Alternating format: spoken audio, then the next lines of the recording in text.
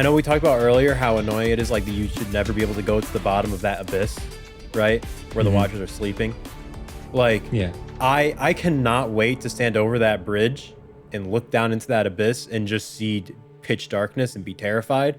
And I really hope we never go down there. Man. I hope we never even see yeah. a cutscene down there. I hope I never see. You know, if anything, like if we get some like Watcher D-Day, you know, where everything is just turning to crap, and you know, like we can like witness out of the abyss comes some horrific monstrosities, you know, then that's great. Yeah. But I never want to see the bottom of that abyss. Never. I want to see things come out of it and be terrified, but I never want to see it. I never want to see the actual bottom. I agree completely. I want to right? When you go over the howling abyss, I want the music to stop. All you hear is the howling wind. Of the wind. That's supposedly like a terrifying sound, like they're related to screams.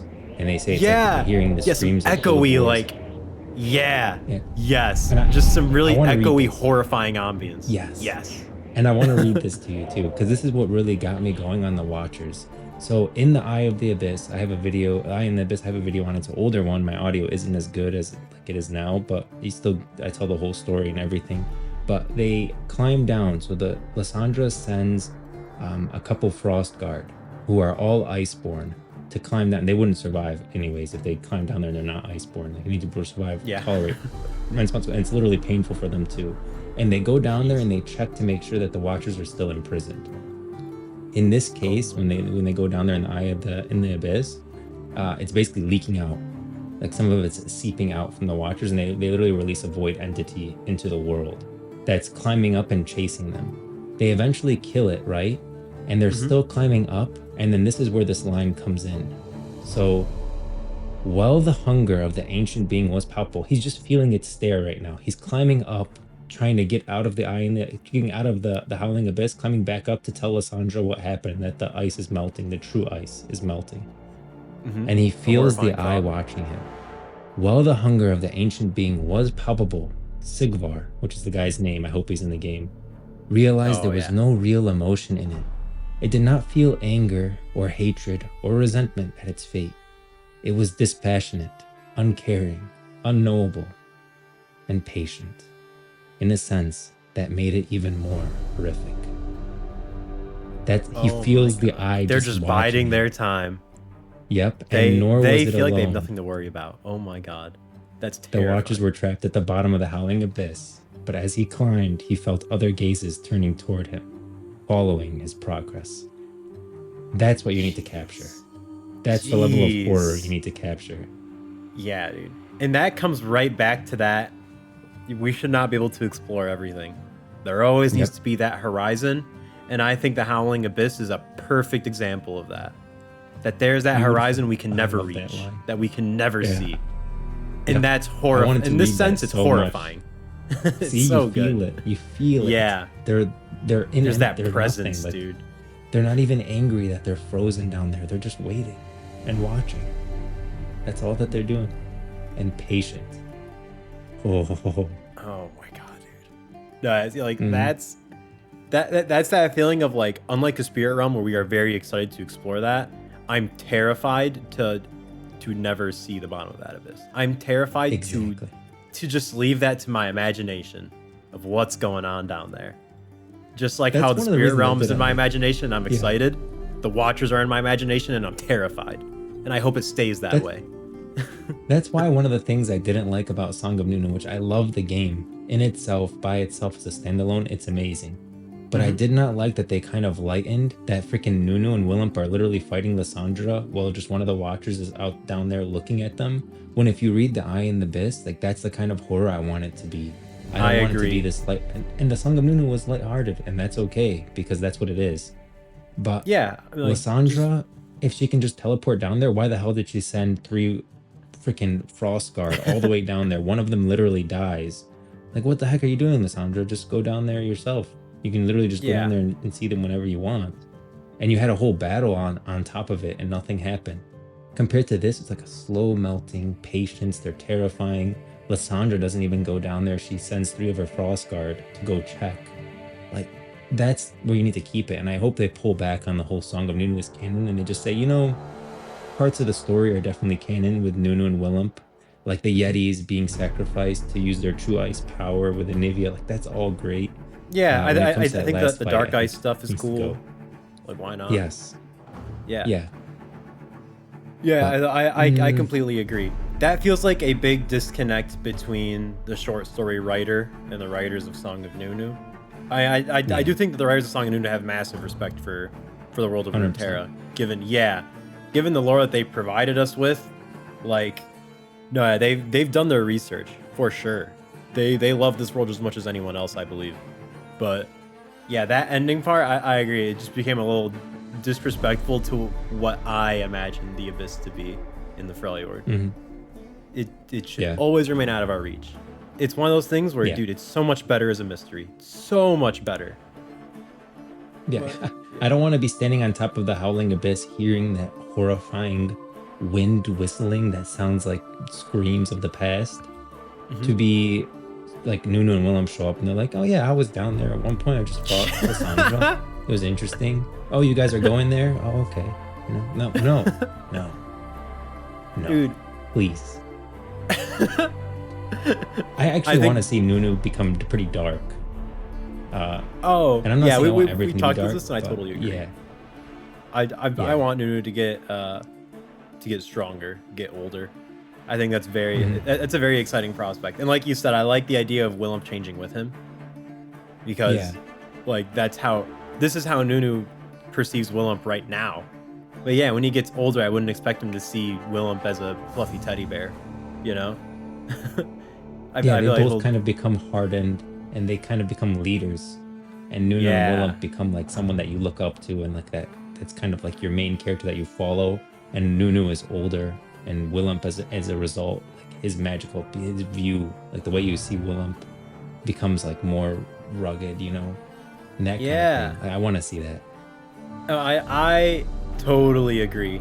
I don't know if like Chris Metzen really messed up my mind on like what I think is cool in fantasy settings, but like his vision of like metal fantasy, like especially like early Warcraft, really shaped what I think is so cool in these kind of fantasy settings like Runeterra, where you have those battle hardened characters, and you see that like coming of age story with Nunu and Willem where they become battle hardened and just like in this like cruel like world that they grew up in.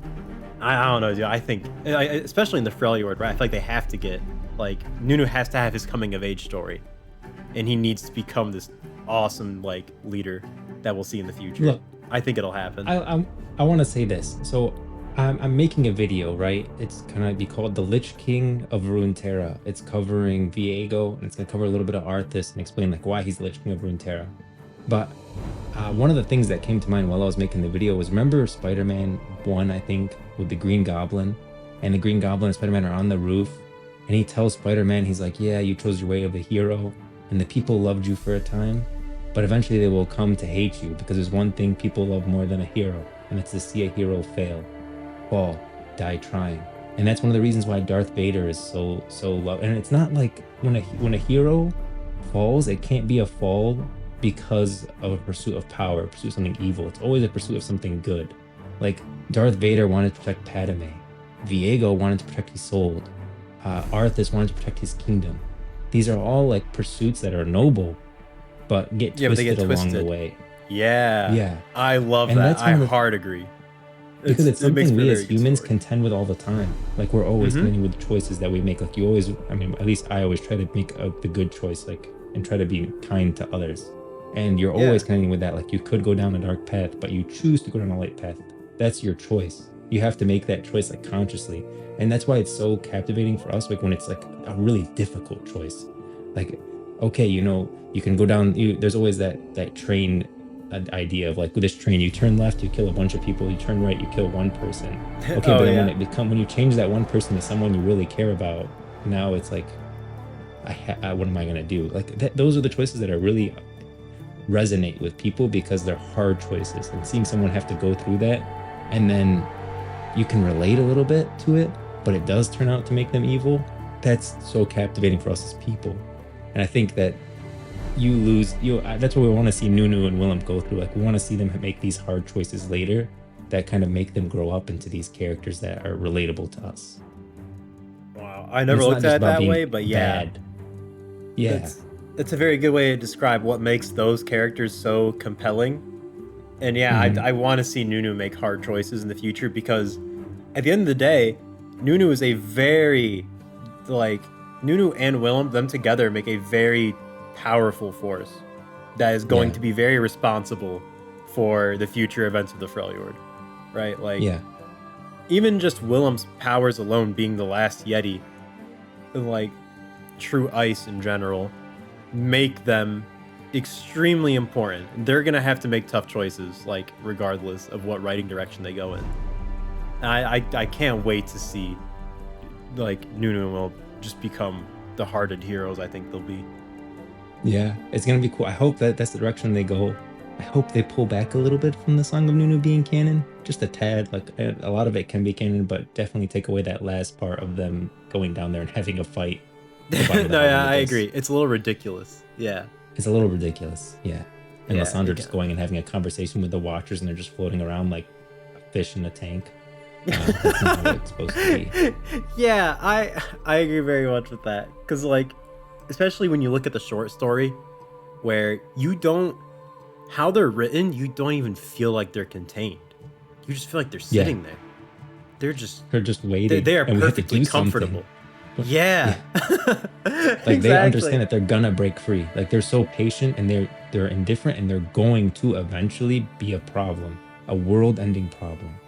Yeah, they know it, and they are perfectly okay just sitting there waiting, just letting it happen, letting themselves become free. It's so horrifying. Like they are not at all concerned. But then I feel like in Song of Nunu it becomes a lot more like, oh yeah, they're trapped, and they have to break out. They're just don't worry about it. Like you can do a whole full body slam on this ice. You're chilling. Don't even shoot missiles, whatever, like explosions. They're gonna watch. They're bored anyways, is what it feels like. So they might as well watch the fight. Yeah, exactly. It feels a lot more like, oh, the true ice is doing its job. Like oh yeah, they are trapped for sure. But yeah, there's just that short story really made me love the Howling Abyss much more than I just read you one excerpt of it. Did you ever? I recommend anyone. I mean, my audio isn't as good as it is now, but I still tried my best to tell the whole story. I add sound effects, add music, there's visuals, and you could watch it. It's like I think it's literally over an hour long though for the whole thing. It's a long short story, so something to put on their side monitor, but it's great. Yeah, dude. And I will know if they successfully nailed the atmosphere of the Howling Abyss, is if I am like I will feel a compulsion to jump off the bridge, right? I think everyone will. Everyone's gonna feel a compulsion to jump off the bridge.